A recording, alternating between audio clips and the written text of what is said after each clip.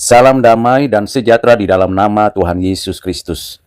Firman Tuhan hari ini untuk kita baca, kita dengarkan, dan kita renungkan bersama dari Mazmur 124, ayat 1 sampai dengan ayat yang ke-8. Demikianlah firman Tuhan. Nyanyian ziarah Daud. Jikalau bukan Tuhan yang memihak kepada kita, biarlah Israel berkata demikian. Jikalau bukan Tuhan yang memihak kepada kita, ketika manusia bangkit melawan kita, maka mereka telah menelan kita hidup-hidup ketika amarah mereka menyala-nyala terhadap kita. Maka air telah menganyutkan kita, dan sungai-sungai telah mengalir melingkupi diri kita. Maka telah mengalir melingkupi diri kita air yang meluap-luap itu. Terpujilah Tuhan yang tidak menyerahkan kita menjadi mangsa bagi gigi mereka. Jiwa kita terluput seperti burung dari jerat penangkap burung. Jerat itu telah putus, dan kita pun terluput. Pertolongan kita adalah dalam nama Tuhan, yang menjadikan langit dan bumi. Demikianlah firman Tuhan. Berbahagialah kita yang mengerti firman Tuhan ini, menyimpan pengajarannya, dan menjadi pelaku firman Tuhan ini dalam kehidupan kita setiap hari. Saudara yang kekasih di dalam Kristus, Mazmur 124 merupakan mazmur nyanyian ziarah yang mengungkapkan pengakuan iman yang kuat mengenai pembebasan Allah atas umatnya. Mazmur ini menegaskan bahwa keselamatan Israel dari bahaya bukanlah hasil kekuatan manusia, melainkan karya intervensi ilahi. Pemazmur, yaitu Raja Daud, mengajak umat Tuhan untuk merenungkan dan mengakui bahwa tanpa penyertaan Tuhan mereka akan binasa di tangan musuh. Ini membentuk dasar teologis bagi umat Allah, harus melihat seluruh sejarah hidupnya melalui lensa anugerah dan pertolongan Tuhan. Ayat 1 dan 2 dimulai dengan pengakuan liturgis yang diulang 2 kali. Jikalau bukan Tuhan yang memihak kepada kita. Repetisi ini menunjukkan pentingnya renungan umat tentang anugerah dan perlindungan Allah. Matthew Henry menafsirkan bahwa pengulangan ini dimaksudkan untuk menegaskan kebenaran ini di dalam hati jemaat, agar jemaat tidak pernah melupakan bahwa setiap kelepasan berasal dari Tuhan semesta alam. Hanya dari Tuhan semata. Hal ini menegaskan doktrin Soli Deo Gloria, bahwa segala kemuliaan hanya bagi Allah Tritunggal atas setiap penyelamatan yang dialami umatnya. Ayat 2 ini menegaskan bahwa bahaya yang dialami Israel berasal dari manusia dan orang-orang yang bangkit melawan mereka. Ini menunjukkan bahwa umat Allah tidak pernah lepas dari ancaman. Ada permusuhan spiritual dan historis terhadap umat Tuhan. Hal ini paralel dengan konsep antitesis antara kerajaan Allah dan sistem dunia yang menentang kebenaran. Mazmur ini mengingatkan bahwa peperangan umat percaya bukan terutama melawan daging dan darah, tetapi melawan kuasa-kuasa kegelapan. Dan hanya Tuhanlah pelindung sejati umatnya. Saudara yang kekasih di dalam Kristus, ayat 3-5 menggunakan 3 metafora kuat: ditelan hidup-hidup, air bah, dan gelombang melanda, untuk menggambarkan betapa besar ancaman yang dihadapi. Metafora air bah sering melambangkan kekacauan, penindasan, dan kekuatan destruktif.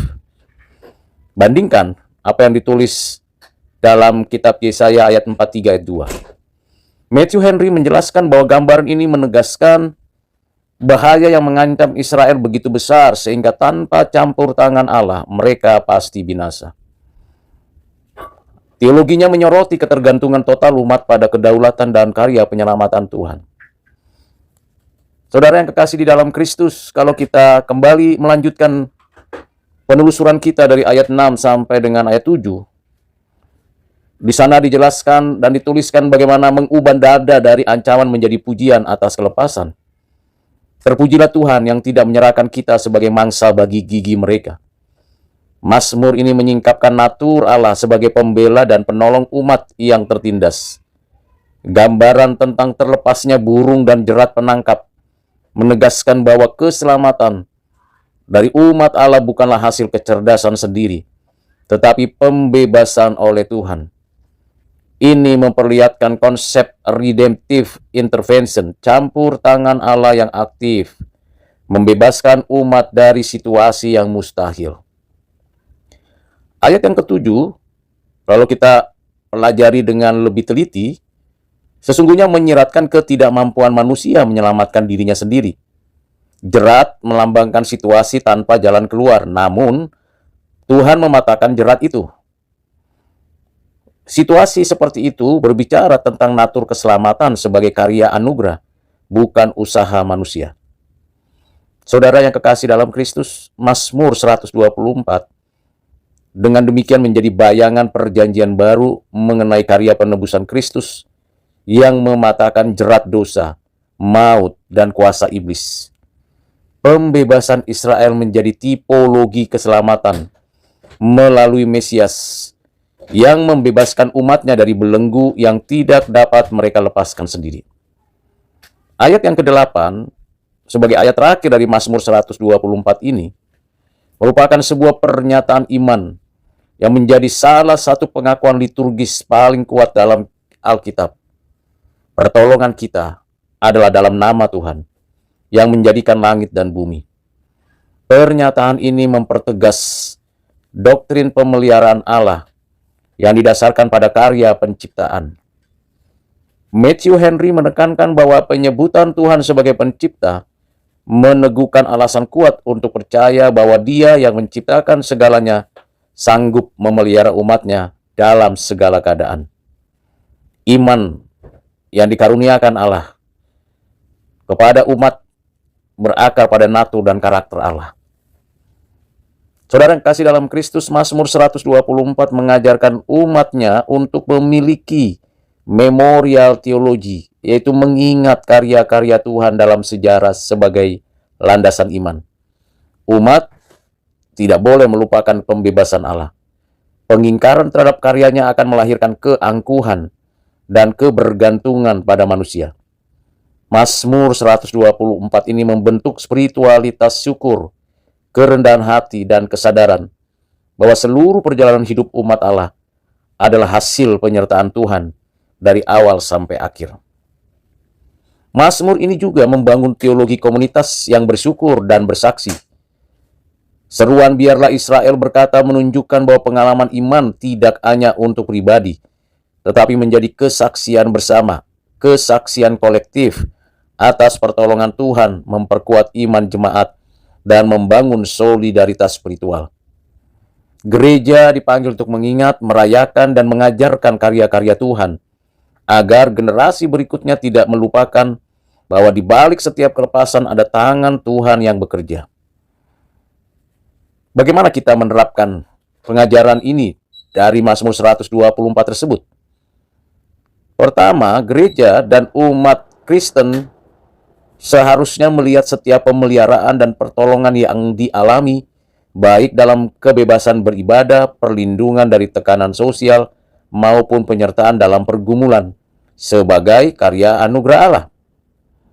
Kedua, di tengah tantangan pluralisme, intoleransi, bencana, ketidakadilan, dan tekanan moral dunia modern, orang percaya dipanggil untuk tetap bergantung bersandar kepada Tuhan Allah, bersaksi tentang pertolongannya, dan menolak bergantung pada kekuatan manusia semata. Ketiga, gereja, saya dan saudara, perlu membangun budaya mengingat dan bersyukur, agar tidak kehilangan kesadaran bahwa tanpa penyertaan Tuhan, bangsa dan umatnya tidak akan bertahan.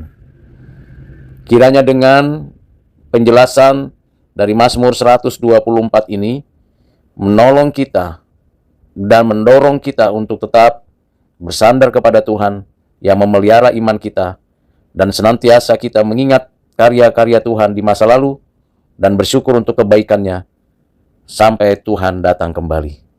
Tuhan Yesus memberkati. Amin.